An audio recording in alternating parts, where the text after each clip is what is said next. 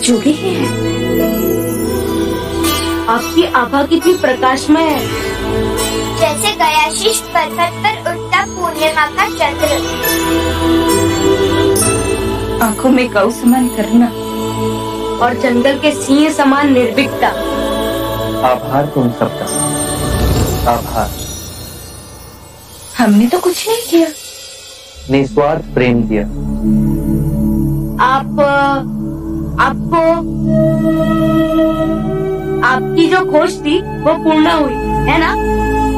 हाँ, सोया जाग गया। ये कैसे अद्भुत खोज की आपने।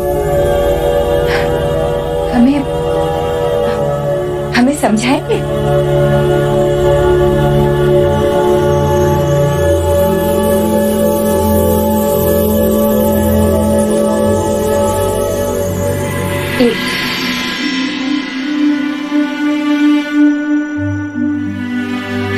पहले आप तो ले लेते। प्रेम बांटने से बढ़ता है। ये लीजिए।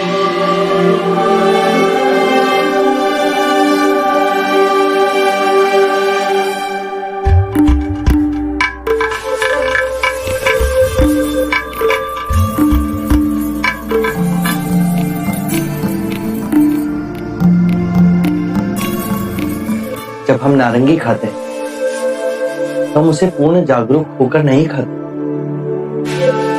हमारे लिए ये नारंगी असत्य है। यदि ये नारंगी असत्य है, तो इसे खाने वाला भी असत्य हुआ ना। बेहोशी में हम इसे खाते हैं। यदि हम इसे होश पूर्वक खाएं, तो इसका अर्थ है हम पूरी चेतना से इस नारंगी के साथ एक रिश्ता जोड़ रहे हैं। ऐसा क्यों होता है? क्योंकि नारंगी खाने में हमारा ध्यान नहीं होता। हमारा मन अंदर ही अंदर असंख्य विचारों के पीछे दौड़ता रहता है। आने वाले कल की चिंता, बीते हुए कल का रोना। यदि वो इस ही क्षण में हो, तो ये नारंगी यथार्थ है, और फिर तुम भी यथार्थ हो, सत्य हो। जो व्यक्ति जागते है, उसे इस क्षण इस नारंगी में वो सब दिखाई देगा जो एक बेहोश व्यक्ति कभी नहीं देख सकेगा। जागा हुआ व्यक्ति उस वृक्ष को देखेगा जहां ये उग जाए। वसंत ऋतु में उस वृक्ष पर खिलते हुए फूलों को देखेगा। धूप को उस वृक्ष को पालते हुए देखेगा। वर्षा की बूंदों को उसे सींचते हुए देखेगा।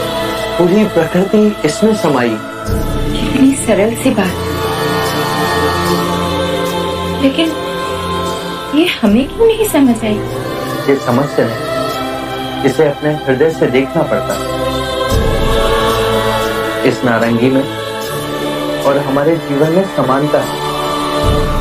बताओ, इस नारंगी में कितनी भागे?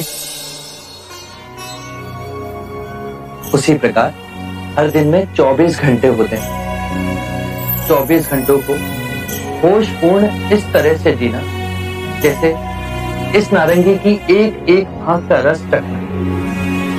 दिन के पल को चेतना में जियो।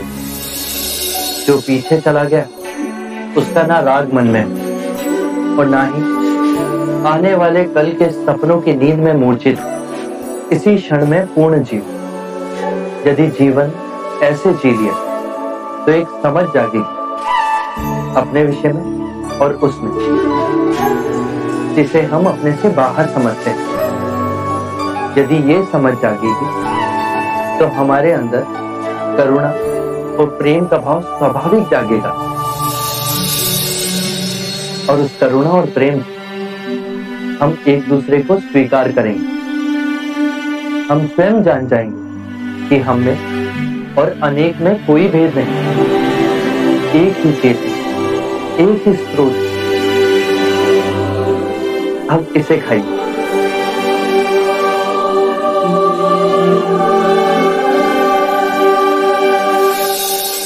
दीदी, ये वस्तु तो आप लाना भूल ही गई।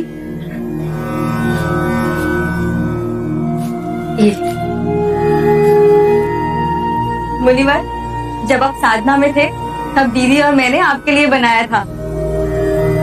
अहो भानु, तुम सबसे मुझे इतना प्रेम मिला। सुजाता ने मुझे खीर खिलाई,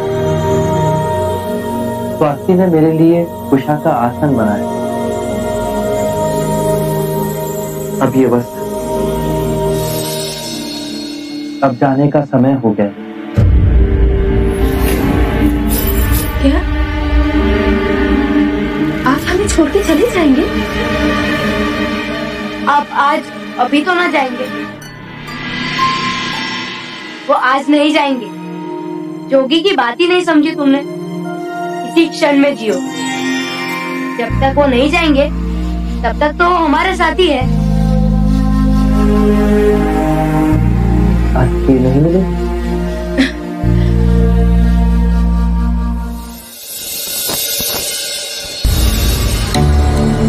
आप चले जाएंगे तो?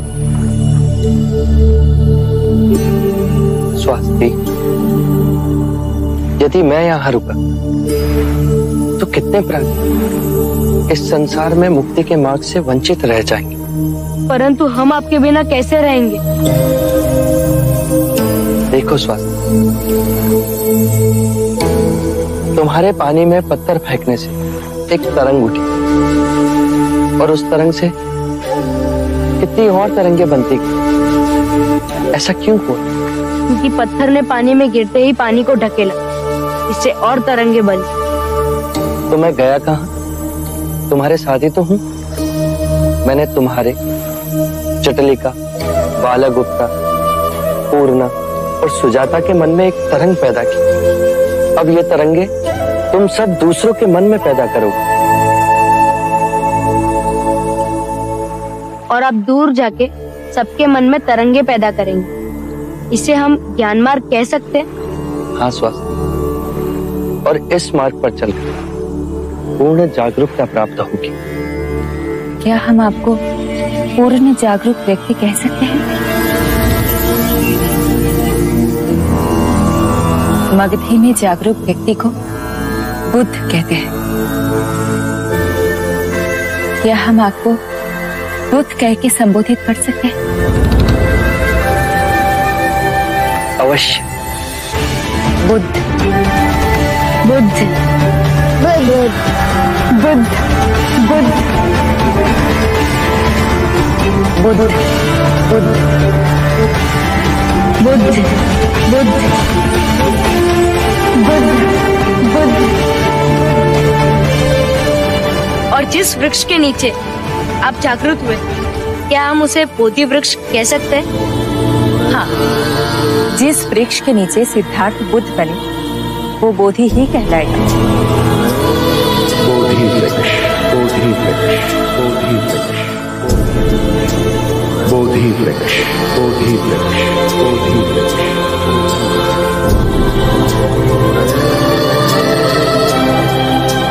जिस सत्य को मैंने पा लिया, अब वो मेरी ही नहीं, सारे संसार की संपत्ति।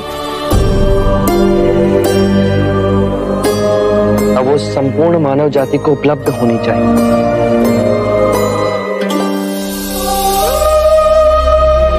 आप हमें कभी ना मिलेंगे।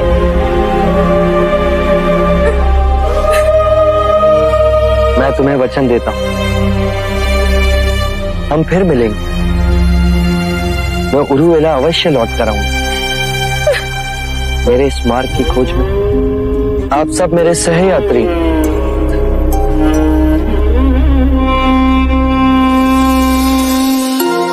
अश्रों के साथ मुझे विदा करोगे तो मेरा मन भारी हो जाए।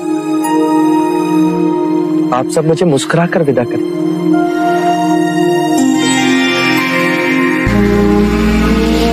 हम बनेंगे आपके तरंगे। हम बनेंगे आपकी तरंगे। हम आपकी बात सबको बताएंगे।